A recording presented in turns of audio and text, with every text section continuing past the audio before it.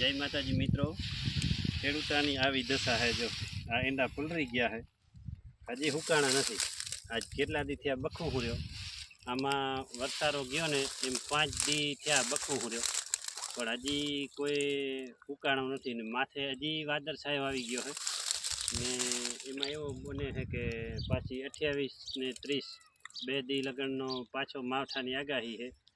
તો આ હજી બધું કામ બાકી છે ને માથેથી આગાહી દે તો એનો કે આપણું કહેવું એમ છે કે આપણે સરકાર કણેથી કોઈ જાહેરાત કરે તો આપણે એની સહાય નથી લેવી, પણ એ ભાવ વસ્તુના ડબલ કરી દે ને તોય વાંધો ના આવે। ધારો કે આ એરંડા છે એના 1200 રૂપિયા છે, ધારો કે 20 કિલાના, 40 કિલાના અત્યારે મને 2500 રૂપિયા કીધા, હમણાં જ મેં ફોન કર્યો હતો।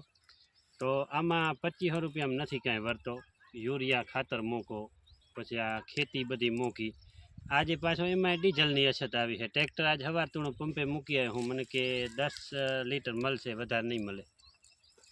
તો મેં કીધું રાખી જાઉં અહીંયા, બીજું શું થાય। તો એમ કરીને હું રાખી આવ્યો હું ને આમાં હવે જરૂર છે ભાવ વધારો દે ને તો જ મજા આવશે, નકા હવે ખેડૂત છે ને બધો તૂટી જશે।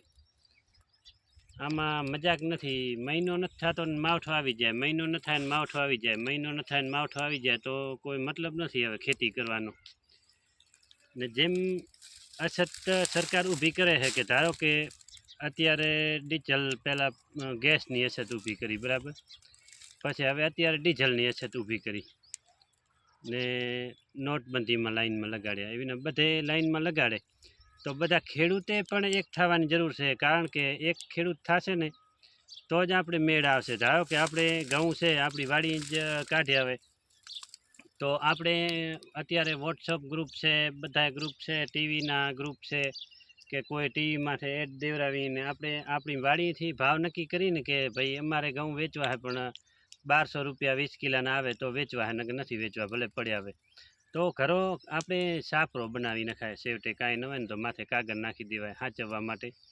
તો અત્યારે આ ખેડૂતોને બોરી મુશ્કેલી પડે છે।